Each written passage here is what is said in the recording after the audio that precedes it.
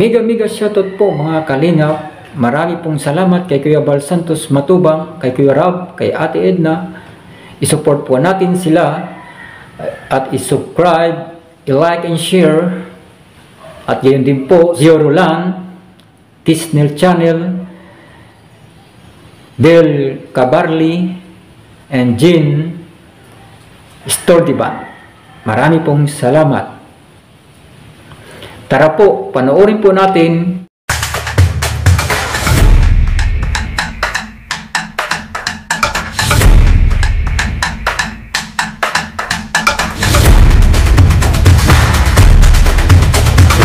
Magandang umaga po. Naparito po ako para bigyan kayo ng kaalaman tungkol po sa mga karamdaman na naramdaman ng tao ngayon. Lalo na po yung high blood, diabetic, kidney stone, gallstone, kidney creatinine.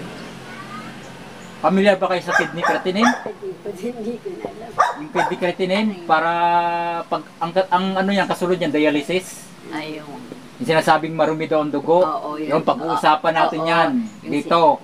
Pag-uusapan natin dito yon, ihahayag natin ang katotohanan. Marami yan sa korupsyon. Ihahayag po natin ang katotohanan yan. Yan. Dito muna tayo sa high blood po. Dito po tayo sa high blood. Ang pag-uusapan natin dito muna yung high blood. Ano ba ang dahilan ng high blood? Ano ang dahilan kung bakit nagkaroon po ng high blood ng tao? 'Di ba pag sinasabing high blood, mayroon silang naramdaman ng isang lang makahinga? Yun ang high blood eh. Hindi makakahinga, naninikip daw yung dibdib. Nahirapan huminga. So, yun po, hihimay-himayin po natin yung high blood kung ano talaga ang dahilan yan. Ito po yan. Ang isang chemical po na pag pumasok sa katawan natin, ang pinsala na gagawin dyan sa katawan natin, yung tinatawag na nervous system, yun ang pinipinsala niyo po. Ang nervous system po, nakakunik yan sa puso natin, sa heart, sa brain, sa lungs, sa liver, sa kidney, sa gallbladder. Gallbladder, pagkatapat lang yan ng liver. Sa ibaba lang ng liver yan. Tapos yung spleen, pancreas, may mga nakakunik yan ng mga nervous system. Ngayon, ang pag-uusapan natin, bakit nagkakaroon ng high blood po? Dahilan po yan sa chemical. Alam niyo po, pamilyar po kayo sa chemical. Yung chemical po na inilagay sa atin sa mga kinakain natin. Yun po yun. Ang chemical po, kapag pumasok sa katawan natin yan, ang ginagawa dun sa loob ng katawan natin, pinatitigas ang lipid o nervous system. Ang nervous system po, tumitigas yan kapag napapasukan ng chemical. Ang ibig sabihin ng chemical po, yun po yung uric acid o acid. Yun po yun. Kaya man pala minsan sabi ko mataas ang uric acid. Ay, oo, ako mataas ang uric acid. Paano po tumataas ang uric acid sa inyong katawan? Kasi nga, kahit 1% lang yan na chemical ang papasok sa katawan ninyo, araw-araw naman kayo kumakain. Na ano yan, naiipon yan sa loob at hindi po yan lumalabas. Naiipon yan. Kaya tataas talaga ang acid mo o uric acid sa loob ng katawan. Ngayon, habang ang chemical na ipapasok mo sa loob ng katawan mo dahil sa kinakain mo na may chemical, ang mangyayari po niyaan, titigas po yung litid natin. Mga litid natin sa katawan. Yun po ang sanhi ng pagkirot, pag-akti ng ating katawan na naramdaman, at ang lalo-lalo na po, yung pagtigas ng ating katawan. Kaya may stroke. Kaya may mga naramdaman ng mga cramps, yung pinupulikat or namamanhid. Yan po. Sa kahit anong parte ng ating katawan, mayroon po yan kayong mararamdaman. Kasi ang litid ay mula dito sa taas ng ating ulo hanggang sa baba ng ating mga paa, ang lipid. Yung mga kumikirot po na yan, lipid po yan, na tumigas po. Hindi yan ini-explain ng doktor. pupunta ka sa doktor, tatanungin yung sakit mo. Ako nga naman ng doktor, tapos nga bakit kaya na ganito. Tapos tinabuan pa ako ng mga yung mga kati-kati. So, yun ang sinabi niya, wala kayong naramdaman. Lumabas din. lumabas yung mga sakit ninyo. Ako ang sintomas, gayon na pala ng aking sistema. Taas na ang iyong. Hindi pa tayo wala pa tayo sa lunas. Wala pa tayo sa lunas. Naano na kayo, na-convince ko na kayo. Na-convince ko na kayo. Wala pa tayo sa lunas. Pero kanina may Ibig sabihin, mayroon na kayong idea. May idea na kayo sa sakit ninyo. Ay, hindi ko yung makakita ko lang ano-ano ang luna. Kaya ng Mayo. Ito ngayon lunas eh. Andito na ngayon lunas. Nasa lunas po yan. Paano ka gagaling kung sasabihin mo, Sabangay na talaga. wala naman tayong wala naman tayong ibang kakainin. Kundi ganun-ganun lang. Hindi. May lunas na nga po eh. Sige, mamaya. Sige. Sabi kayo, baka may nakakalimutan kasi ako eh. Sige, magsalita mo kayo. Kasi dito po, parang open forum to. Open forum to eh. Kasi, didibatihan natin yung sakit na high blood. Di ba? Paano naman magalaman namin kung hindi may ipapaliwanag? Ayun pala. Kala ko kung ano pa sasabihin ninyo eh. Saka na lang kayo. Siyempre, oo. Oh, Itatandaan na lang namin. oh, ngayon po, uulitin ko po. Anong itatanong niyo pa sa ginawa ng chemical sa inyong katawan? Ano pang katanungan niyo? Kasi pupunta na tayo sa lunas eh. Ayun na nga, hindi naman tayo pwedeng kakain na basta ng nilata, walang sahod. Hindi lalo kang mamatay, manghihina ka. O yung mga sabi ng doktor, baga, Doktor ang nagsabi nun. na, Doktor ang nagsabi. na, na, Dapat may dahil. oo, Lalo kang manghihina. kakalan daw ng gulay, Yun nga. walang lang. Oh. Ay, hindi lalo naman, mamamatay ka, manghihina ka. Tama po yun. Tama po yun. Ang kinakatakutan nyo, yung manghihina kayo. Oo, Pero totoo. hindi kayo takot doon sa pagtigas ng litid. Kasi kapag tumigas ang litid ninyo, makakilis kayo. Oh. Tama yung sinabi ng doktor, hindi tayo against doon. Pero ang tanong doon, kapag nanigas ang litid ninyo, may magagawa ba kayo? Wala. Oh, sige, sundin natin yung sinabi ng doktor. Kain-kain kayo na may mga chemical. Pagdating ng panahon, kasi yung high blood, ang kasunod niyan, atake. Ano? Ang nangyayari sa inatake, mayroong kumatos. Oo, kumato. Mayroong natutuluyan ng mamamatay na lang, hindi na na. nabubuhay. Tapos, stroke. At ang pang-apat niyan, kidney creatinine. Ako nga, Dadali. Di lumabas nga ang tutunay. Sabi niya, wala kayong naramdaman. O, di, Kala namin ka, katulad nung nung kami hindi pa nga tayo nag-uusap. Yun po Kaya yung, nadala na kami. yun po yung sinasabing judgmental. Hindi mo pa nga yung alam yung kung ano ang dala-dala ng tao, tinakwil mo na. Pala, Ang nasa loob. lunas pala yung dala-dala. Ang ginagawa ko na, gusto ko. O, ito. Oo nga, andun na tayo sa Panginoon Diyos. Pero may sinabi ang Panginoon Diyos.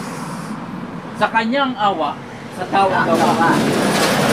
Kung pairalin ng Panginoon Diyos ang awa, ang tao, hindi naman ginagawa. Wala rin.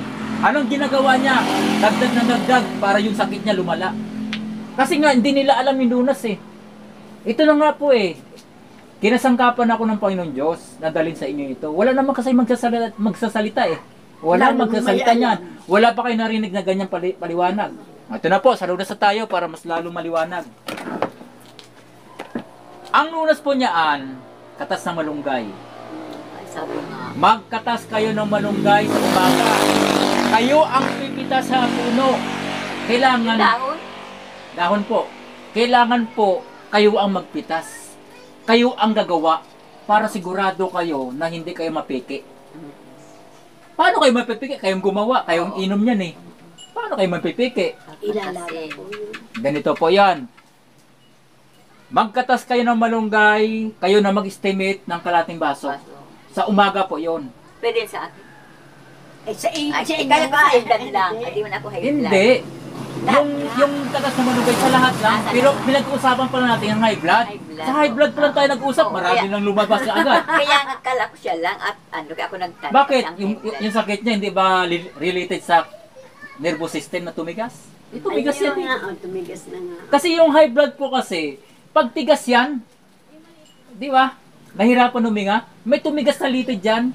Sa pagtaas nga ng chemical yan, di ba? Kunti pa lang yung pinag-usapan, high blood pa lang, pero connected yan po lahat, connected yan. O di, meron pa kayong sabihin. Tuloy ko. Ituloy ko. Katas ng malunggay sa umaga. Kayo na mag-estimate kung ilang dahon ang makakatas na kalating baso. Kayo na mag-estimate. Alam nyo na yun. Ano po yung tutubigan pa ng kunti? Kung i-blender nyo po. Kapag walang, hindi naman, didikdikin nyo lang, katas ang kukunin mo doon. Hindi mo na kailangan lagyan ng tubig yun. Huwag nyo lagyan tubig. Oo. Duduk-dukin nyo kung wala kayong blender. Pero mas maganda kung may blender, mabilis. Ikot-ikot lang yan eh. Mga 10 ikot yan, okay na yan. At walang sayang. Kasi kung sa dik-dik, itatapon mo pa yung dahon. Hindi mo pwede inumin ang dahon, magbabara yan dito. Katas ang inumin mo. O, ngayon. Ay mag-ano ka na lang, may washing. Wasin mo yan. Hindi May, na babe, may blender sila. may blender sa Mas mabilis kapag blender at walang sayang. Pati dahon mainom nyo. Himay-himayin nyo po yon sa paklang o sa sanga. Ay, asin yung paklang. Tatanggalin nyo yung dahon lang ha. Dahon lang kailangan doon, dahon. May Kalating sabi naman baso. kaya pati tangkay daw. Oh. Mali yun. Dahon ang pinag-usapan dito. pagpaglang. Tapos, Tiglok na pagbara. Dahon po ha. Kayo na mag-estimate para maging kalating baso. So, ang pag-inom po noon, inom kayo ngayong umaga, ngayon umaga, inom kayo bukas, hinto kayo mag-stop. Ganon, tuloy-tuloy yun. Anong pinag-uusapan dyan? Hanggang maggumaling kayo. Mawala yung mga bukol na yan. Mawala po yung mga bukol na yan. Ngayon, mawala yan. Gawa po ng mga chemical po yan. Kumikirot po yan, kumikirot. Pati yung lumalabas sa yung mga kate-kate, gawa ng chemical yan. At saka ang dami nyo na pa yata yung ininom na medicine. Chemical din yan. ay, oo. Ay, Kain ko ng gamot. pag-umpisa pa lamang. Ilang taong kayo uminom ng medicine, kaya ganyan eh. Taon Lumabas na. na. Ang lakas kasi ng medicine, ng chemical dyan. Ang lakas po ng chemical sa medicine. Yun po ah. Tapos na tayo sa katas. May paliwanag ako sa katas. Baka magulat kayo. Uy, sumuka ako. Uy, dumi ako. Nagtatai ako. Masama to ah. Hindi. Hindi Natural. masama po yun. Natural na yun. Mas matuwa kayo. Kasi nga, inilabas yung chemical sa katawan ninyo. Yung, kaya nagkaganyan kayo eh. Yan ang dulot niyan. Ngayon, para matanggal yan, inilabas yung dahilan. Yung mga chemical yun. Pero yung katas po, andun sa loob yan, nakaproteksyon. Bali, sinipa ng katas ng malunggay yung mga chemical. Tinutulak palabas. Opo, tinutulak yan sa labas. Yun po ah. Ngayon, wala na kayo tanong. Kasi nga, kinukumpleto ko na, baka magulat kayo. Uy, sumuka ako. Oo. Masama to ah. Ka talaga, napait. Hindi. Ang isusuka mo to, chemical po yun. Yung chemical. Yung Pagkainom chemical. mo. Opo, hindi naman. Kasi mayroon pong uminom na hindi naman nasuka, kundi tain sa ng tain. Baka sakaling magsuka kayo, baka magulat kayo. Huwag kayo magulat kasi lumalabas. Chemical po yun. Bawat inom niyo po ng katas yun. Wala na kayong ano ha. Maglagat din kayo ng dahon. Dahon pa rin ng malunggay. Dahon pa rin ilalaga ninyo. Ngayon, depende po yung ilalagay niya tubig doon sa dahon ng malunggay. Sa umaga, kung kayo uminom ng 5 baso, sa tanghali, 5 baso, sa gabi 5 baso, pinakatubig nito. Buwan niyo ba ako? Buwan na. Tapos, ang kakainin niyo naman, kamote o saging na saba. Kamote o saging na saba. Yung maganda po, yung green ang balat. Ayun, ilaw pa. Hindi sa mapait. Kasi may potassium pa yun. Yung ganon. Yung ano naman, carbohydrate. Diba yung kamote. Natural yan eh. Yun po, di ba po? Pili kayo kasi Hindi naman pwede pagsabayan kamote sa saging na saba, di ba? Kamote sa saging na saba, hindi naman pwede. Mais, pwede rin, basta mais, mga natural, na walang halo. Yun. Tapos, sa tanghali naman po, ang kakainin ninyo, kumain din kayo ng siyempre, sariwang gulay at sariwang isda. Ang ilagay nyo po, bawa, sibuyas. Wala nang iba. Umiiwas na tayo sa chemical. Ay, ang bitsin may chemical yan. Ano? Umiiwas po tayo sa chemical. Ito po yung sa gabi po, bahala kayo kung kamote o saging na saba o kanin ang kakainin niyo. Bahala kayo. Pero ang tubig ninyo ha, atas ng dahon na malunggay. Ito na po tayo. Yung sinabi niyo, ano po yung sinabi niyo? Ano yung sinabi niyo? Yun, ang bawal. Bitsin, ginisang mix, magic sarap, toyo, patis, suka, mantika, sitsirya, soft drinks, alat. Lahat ng nabibili natin sa department store o sa groceries, nagawa ng factory na may chemical po yan. Bakit kamo po nilagay ng chemical? Para di na okay. Kaso, ang problema naman po doon, ang epekto naman sa katawan, yung lumalabas yung mga sakit. Yun po, yun ang epekto po. Iyang mga binigay ko sa inyo, nakakainin nyo, iinumin ninyo, ilalabas yung sakit, ilalabas yung dahilan kung bakit kayo tinutubuan ng bukol sa katawan. Ilalabas yun. Minsan nangangat ang katawan. O, unti-unti po yan mawawala, maramdaman nyo po. Tuloy-tuloy lang po ang pag-inom. Tuloy-tuloy lang hanggang sa mawala po yung naramdaman ninyo. Minsan nandun na. Luluwag po yan lahat. Luluwag po yan. Luluwag po yan. Luluwag po yan. Ayan po, maliwanag ba? Maliwanag. Hindi kailangan po yung manghina ka eh. Hindi kailangan yung lumakas ka eh. Ang kailangan po doon, matanggal yung chemical doon sa loob ng katawan mo. Tama yung sinabi ng doktor. Kaso, paano tanggalin yung chemical? Ay, kung yun ang resita ng doktor, ay di, siyempre, iinom ka na naman. Oh, di. Ay, dadagdag. Yun nga po eh. Yun nga po. Tama yung sinabi ng doktor. Tama talaga. Wala namang mali eh. Kaso ang problema, dinadagdagan yung sakit mo. Lalong mamamatay. Totoo yun. Ang dami na namatay eh. Totoo yun.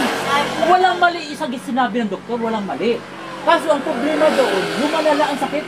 Malala. Kasi wala siyang detoxifier.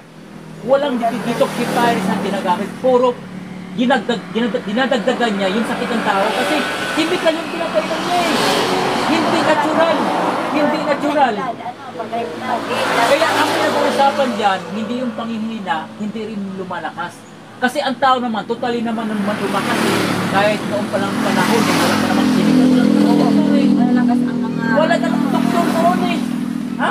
Walang doktor. Ano yung mga magagamot noon? Ang gamit talaga mga laga-laga. Hindi processing. Hindi gawa ng tao. Hindi processing. Hindi processing. Maliwanag po, maliwanag. Sa nakatuwid, Sirley, katulad ko, halimbawa, naliliyo ako. Mataas ang pressure. Hindi na yan tataas po. Hindi na yan tataas kapag... Hindi na bang Oo nga po. ang sama ng pakiramdam ko, parang taas yan. Kasi bakit po? Pasok kayo ng pasok ng chemical Mainam ng losartan. doon sa loob ng katawan ninyo. Puro chemical nga ang pinapasok. Puro chemical. Kaya, Yan, pag-isipan nyo po ha. Ay, oo, Pag-isipan nyo maski yung, hindi na ko yung mga sinasabi ko. na ano ko na, Paulit-ulitin nyo po. nagigits ko na. Ulit-ulitin nyo po. Ito na yan. Kahit hindi ko na ipaliwanag ang lunas, isa-isay na natin. Yung kidney stone, ganun din po ang dahilan ko. Chemical pa rin po. Acid pa rin. Pagtaas din ng acid. Pagtaas ng chemical din. Ganun din po ang proseso. Diabetic, ganun din po. Ganun din po ang proseso niyan. Kaya pala, maigi na si Sirley pala, halimbawa, nag-inom ka na, halimbawa, sa akin na lang, lusartan. Pag natas ang presyon ko na, yun ang resita sa akin, lusartan. Adi, pag gayon pala na, ay, Malunggay na yun. Oo, sisi-apawan ko na yung lusartan, ay, hindi ko na inom. Ang tanong ko, makakaltasan pa ba kayo ng pera? Wala. Manghihingi na lang malunggay. Diba? May malunggay pati sa bahay. Ang dala-dala ko po, solve ang problema nyo. Pati yung bulsa ninyo. Solve din. Wala naman pati ko. Oh, tama nga eh. Hindi na kayo problema, di ba? Walang problema. Maghahanap o magtatanim na lang kayo. Marami dyan mahina. Ang malunggay po, kapag hindi tumubo, kasi may lupa na matigas eh. Ang kailangan po dyan sa malunggay, ipahipahin nyo araw-araw yan. Palambutin nyo yung paligid na lupa niyan. Para tumaba po, tumaba siya. Huwag nyo pabayaan na tumigas kasi mamamatay talaga yun.